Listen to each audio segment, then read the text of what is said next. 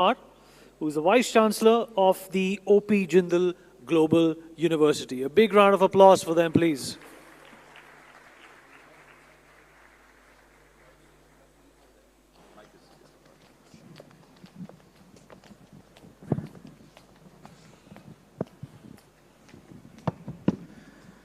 All right, very good afternoon to all of you. First of all, I would like to take this moment to congratulate Newsx and Kartikeya Sharma for this fantastic launch, where we saw a global news channel being launched from India. I echo the sentiments of the Honorable Prime Minister and all of us here that this is a very defining moment for Indian media to have gone global and to be able to link the issues that affect India and the world at large by providing thought leadership. Today we have truly a global panel. We have one distinguished American judge, we have one distinguished international lawyer, and we have an outstanding academic from South Africa, somewhat representing the global south. So let me quickly introduce them. We have Professor Vesselin Popovski, who is a professor at Jindal Global Law School, but also had a long career at the United Nations as an international lawyer. We have Natasha Chiswa, who's a professor also in the law school, but also from South Africa, pursued her law degrees in South Africa. And then we have Justice Michael Wilson, who is right now teaching at Jindal Global Law School, but has had a very distinguished career as a judge of the Supreme Court of Hawaii. The theme of this particular panel is essentially the larger theme of what we have been discussing since yesterday, which is about what's next in the theme that we're discussing. And we are going to debate and discuss about what's next in law. Now, of course, the organizers have truncated this time for us. We barely have 20 minutes. But then, you know, to have lawyers speak for 20 minutes without charging is already a good deal. So we have unbillable hours by these law professors with us. So I'm going to start with Vesselin. Vesselin, we know that the world of law has dramatically changed, especially the last 2 decades. When we were at law school, the idea of domestic law and international law were almost 2 different worlds. People who learn domestic law, they are largely confined to national jurisdictions. And then there are people who practice something called international law, which is so far away from what's happening in the respective countries. Now, with today's issues that we are discussing, be it the technological advancements that has led to artificial intelligence and robotics and machine learning, or for that matter, climate change, which has impacted and continuously impacting the world at large, or what we heard from our physics professor, the evolution of quantum computing and space explorations and things that are no longer having jurisdictional barriers that lawyers are so much, let's say, used to. How do you see the very idea of next in law? In a way, my question to you is that how do we prepare ourselves to be ready for what's the next big thing in law? Thank you very much, Vice Chancellor. You mentioned 2 of the biggest challenges that the world, and not only the law, but every part of governance. This is the climate change and artificial intelligence.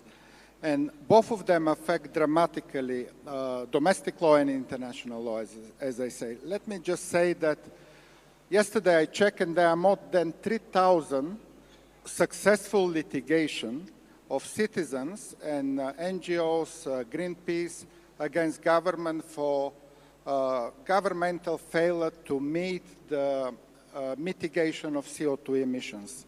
You know, 25 years ago, this was absolutely unthinkable. Well, normally judges are conservative people. Well, we have an exception here, Michael, who is a very progressive judge. But normally judges try to operate within the certainty, consistency, repetitiveness, and something like what will happen in 15 to 20 years with how much the temperature will rise, what effect that will affect, is not something that impresses the judges. But in all 3,000 litigations, based on human rights applications filed by citizens, we have judges filing successful applications by citizens challenging governments for not meeting the standards of mitigation of CO2. Now, the other question is, what does it mean generally? do governments follow that? And here comes the next point, which is that if the judiciary does the work, then the governments, we hope, will also follow up. And in fact, this morning, we saw an excellent, charismatic, modern prime minister. I wish more leaders in the world followed the same modernity and the same charisma and innovations which India offers now. In fact, India does very well in most of the sustainable development goals, in most of the innovations and application of science. And the second issue, the second challenge, the artificial intelligence, that will also have a dramatic effect, again, not only in the legal profession, but also on many other professions. Here we have already the problem of missing regulations. Only yesterday, again, the European Union AI Act, it's an act which classifies 3 types of risk. Unacceptable risk, things that needs to be totally prohibited. For example, such as social profiling, such as utilizing AI to establish vulnerabilities of some people. The second type of risk are the high risk. These are basically automatic cars, automatic airplanes, medical devices. Here we don't have a prohibition, but we can have some safeguards and some control and monitoring. And the minimal level of risks, as we saw earlier today, those deepfake videos where transparency and announcing that AI create that context will be enough too. So European Union adopted that act, but we see again inconsistency and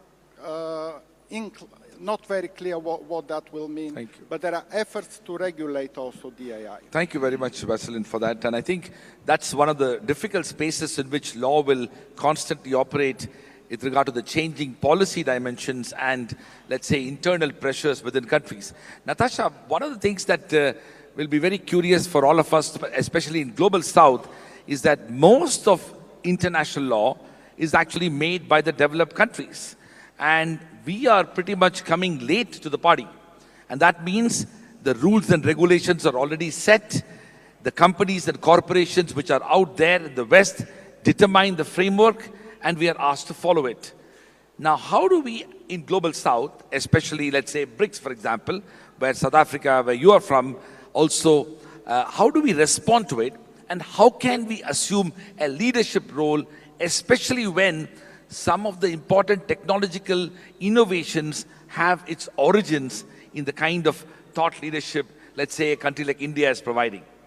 Thank you for the question. So first of all, looking that we're coming from the Global South, we need to strengthen and have robust, sound laws. When we have these laws, we also need to strengthen our domestic laws so that when we are having cooperation, irrespective of where they are coming from, our laws protect us from human rights violations. So for example, when you are looking at AI system, when you are looking at the rise of digital platform, labor platforms, the reason why we are facing so many violations is because sometimes our legal systems are weak. So it is up to us right now to strengthen enforcement mechanism, to expand our definitions, and also to ensure that there are strict penalties for failing to comply with our domestic laws. Therefore, I think with this, we will be able to proceed forward. Thank you, Natasha. I think that's a very important point you're making, especially because we simply cannot assume leadership role globally if we don't set our house in order.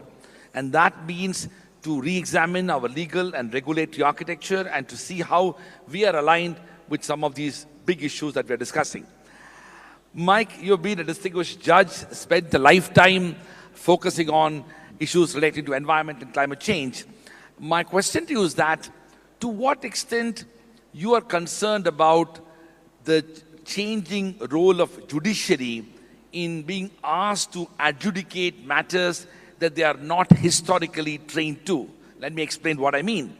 Now, judiciary, not just in this country, but all over the world, even in the United States, judges are usually trained to understand when the law is very clear, the consequence is very clear, there is a clear recognition of a right or not, and you are better off to adjudicate. The moment when you enter into areas where the technology is evolving, the change is not immediately predictable, such as climate, how do you expect judges to adjudicate? And what are the principles and values that the judges ought to keep in mind when they are asked to adjudicate on matters relating to technology and climate?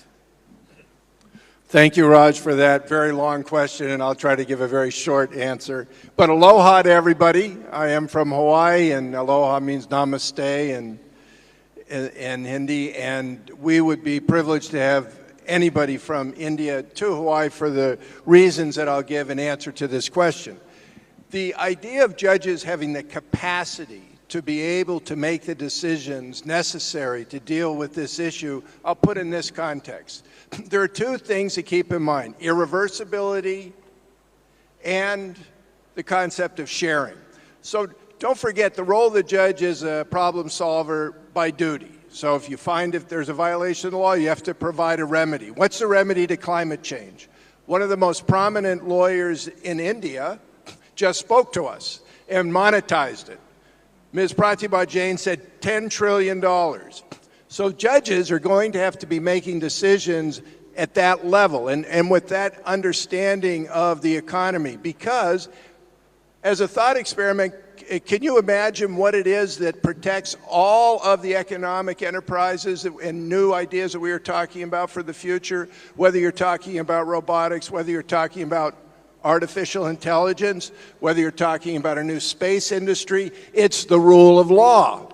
That's what would make it possible for $10 trillion to be used to be able to protect the citizens of Hawaii, because after all, that's what Ms. Jain was talking about. $10 trillion. Those issues come before judges. And there are two things that judges have before them in this issue that make it clearly there's a consensus among judges internationally. This is the most important issue facing judges: climate change. One of the concepts is irreversibility. Judges have to understand the science. You know, you can argue as a member of civil society or a politician or a professor about the reality of the science, but when you're a judge, you have to come to the truth about it. And from that point of view, judges have to become familiar with the science. And there is definitely a group of experts internationally that supply that. The second thing I'll conclude by focusing on is the idea of sharing. You know, there's an idea of justice. This is not a raw economic analysis of the men and women that are judges. They have to take into consideration fairness, social equity, pay attention to issues of the global south, for example, the disadvantaged. And that's the idea of sharing. Are we able to share now $10 trillion to India to be able to make it green? Are we able to share to, we have in the audience some extraordinary students from Jindal Global University called The Final Stand. They're making a final stand to say that the fair thing is to do something that is fundamental, transformational change for this sharing, so that, for example, we share the resources to protect the lungs of young people who have to experience a very, very high AQI. That comes before the court. And then the court has to decide, what do we do to protect young people if it means to some extent we have to do what the Prime Minister that you referred to, Prime Minister Sondheim, said.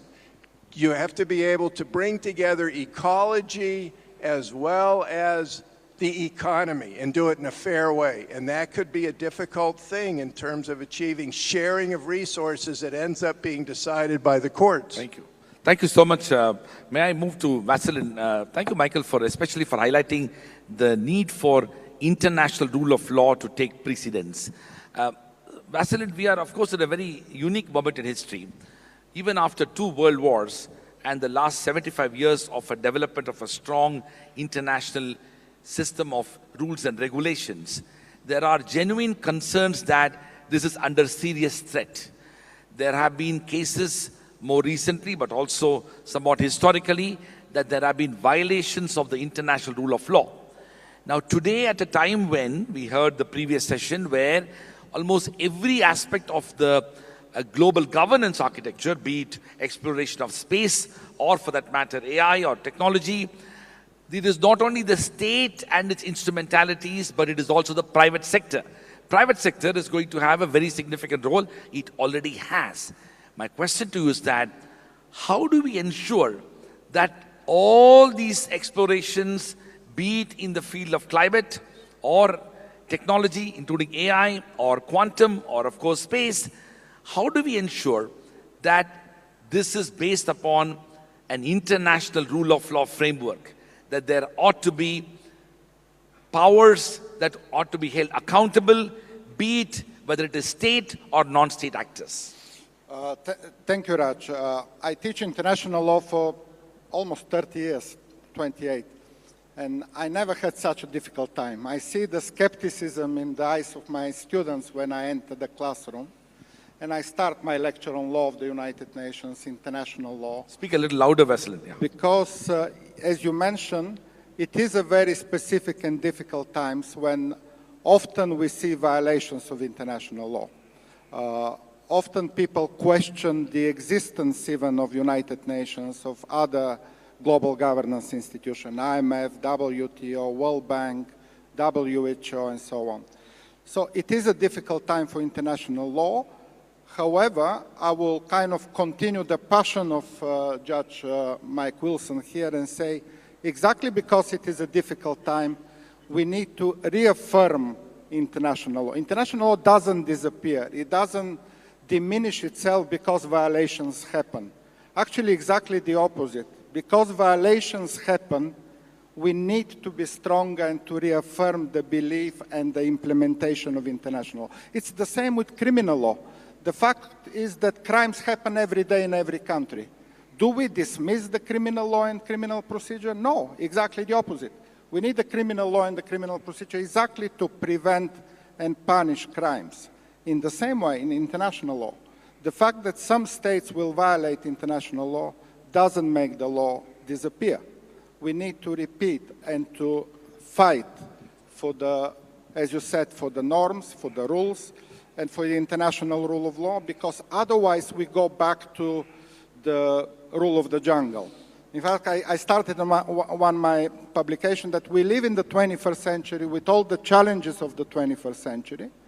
Our institutions are 20th century, 8 years old, but some leaders, unfortunately, act like in the 19th century. They go back to imperial vision and imperial policies. So really it's a time for leadership. We saw one this morning. We hope there are many more like this. And for that matter, I will continue to believe and to reaffirm that international law is the only way where all countries in the all people of the world will be equal, will be just, and will prosper. Thank you. Thank you so much, Vesselin. Well, we are running out of time. Let me be quick. Natasha, one of the things that we are facing today is also in the context of new areas of law that are emerging. You yourself did a lot of work on international trade law and international commercial law. The question that I have for you is that, to what extent we need to be conscious of the rights and freedoms of individuals as we embrace this idea of technology? We saw that AI and robotics and drones and all of this are moving at a pace where we hardly have time to deliberate and discuss the impact of these things on our values, be it values of democracy, but be it values of privacy or even ethics. So my question to you is that, what is it that we as lawyers, law professors, even lawmakers, some of them are present here, should be conscious of the fact, especially speaking from the global south standpoint, that how these technologies, we end up becoming literally swept away by the technologies, and in that process adding more problems to an already complex evolving society? Thank you. So when we are looking at how the rapid advancement of technology, one thing we need to look at is ethical regulation. So we are having AI, we are having climate issues, but we need to ethically regulate AI. When we ethically regulate AI, this means that we are saying that we are not going to be accepting biased decision. We are not allowing discrimination to happen, because we are saying even though AI is here to stay. So we are going to use AI, but we need to use it ethically, and also we need to regulate it so that we do not exacerbate the already vulnerable communities. On another issue, we need to balance national interest and economic sovereignty with international cooperation. Yeah. In as much as we are going to be developing, the national interests of our countries need to come first, and when they come first, we strengthen our laws, we strengthen enforcement mechanisms, and hopefully we will be able to catch up with the world. Thank you so much, Natasha, for those really thoughtful remarks. And you're absolutely right that constantly we are under challenge between sovereignty and international rules, and how we need to balance those things. Over to you, Michael. Michael, you, of course, very passionately argued about the need for protecting the environment, but also addressing the issues of climate. One of the big challenges that we're facing in the context of climate change law is that many a time the actors who have involved in literally damaging the global climate standards are literally in the West and have spent the last centuries doing that. And now we have the opportunity for the global South to pretty much trying to achieve, and we in India, the idea of a developed country. What is the kind of, let's say, balancing that you would recommend when it comes to use of law and regulation when we are addressing climate issues in India and BRICS countries, especially when they have aspirations to be able to achieve the developed status? What is the balancing act that we need to do? Thank you, Raj. And I'll try to address this idea of what's the fair balance if you're talking about the kind of development that should be allowed the global South in terms of using up a carbon footprint when you compare it to what the carbon footprint is of the global North. In other words, there should be a kind of compensation to the global South. From a judge's point of view, whenever you hear balancing, although it's a nice concept like sustainability, there is a reality to whether you balance. Judges aren't allowed to balance sometimes. If it's a question of whether or not somebody is having their right violated, like the right to free speech, you can't balance that against the usefulness of taking against the right because it's going to help the economy, for example. We went through revolutions on that. Turning to climate change, irreversibility. This is the touchword for judges. We can't balance if it's an emergency. In the state of Hawaii, the earth can't heat up to 1.5 degrees under government policy. So if the government says we have to balance economic development against the idea of the earth heating up to 1.5 degrees, they're not allowed to. It's one of those rights that all the other rights depend upon. It's so fundamental in Hawaii because we'll have sea level rise, it'll destroy our economy in the extreme weather events. This is a decision to be made for each society. In India, how far India will go in moving it into an irreversible tipping point. What do I mean by irreversible? It's scientifically proven you can't go back. Once you create a problem so that the glaciers melt, the Ganges is gone. So how do you evaluate the value of that? That's what happens in court. Whether or not we should have the glaciers in the Himalayas is important in Hawaii, but it's not our value system. That's for the judges to decide along with the presentation of the attorneys. So I think it is a locally focused value system when it comes to these very fundamental rights like the right to a life-sustaining climate. Thank you so much, and I'm going to move to Vesselin. We might have just got 4 minutes additional because we might have performed very well, so the organizers have been generous to add 4 minutes to our panel. Vesselin, I want to ask you about the fact that, you talked a bit about institutions. You see, at the end of the day, some of these technologies are emerging, as it was mentioned in the course of today also, that the entire world is pretty much part of that innovation drive. Today, transformative technologies can emerge pretty much from anywhere in the world. At one level, we can be happy about the fact that we have democratized knowledge and innovation so that these type of innovations can happen anywhere. But the question is, and that's something which we need to ask, and I always ask this question, especially when we talk about liberal arts and humanities studies, science and technology will help us find the technology to make an atomic bomb. But it is the humanities which will help us understand whether we should use it on the first place or not. To me, law is humanity. So my question to you is that, how do we ensure that the legal framework is strong enough to withstand the innovations that are emerging in the field of technology without stopping them, yet recognizing the significant consequences of these technology on humankind, and to ensure that we are able to adapt to these technologies in a measured manner? Excellent question. Rajan, you almost answered it exactly. We can look at, for example, can AI replace the judges? And if so, there won't be a dissenting opinion, because every robot will judge exactly the same. And dissenting opinions often are those drivers for future developments of law. In fact, I wrote it recently, this is the wisdom of the future day. So I see this as a human supervision over the technology always, that will make that synergy between the faster and stronger and mega data, but still with the human touch. So what we shouldn't worry about is to allow our students to use as much AI as they want, but to give a critical perspective on what the AI will answer to the questions we ask.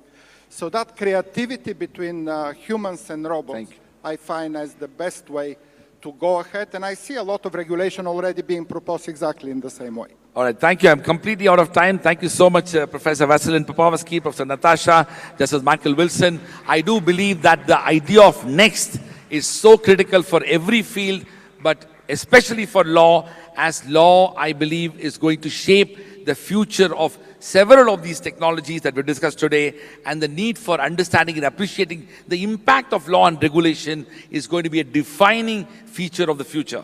Thank you very much.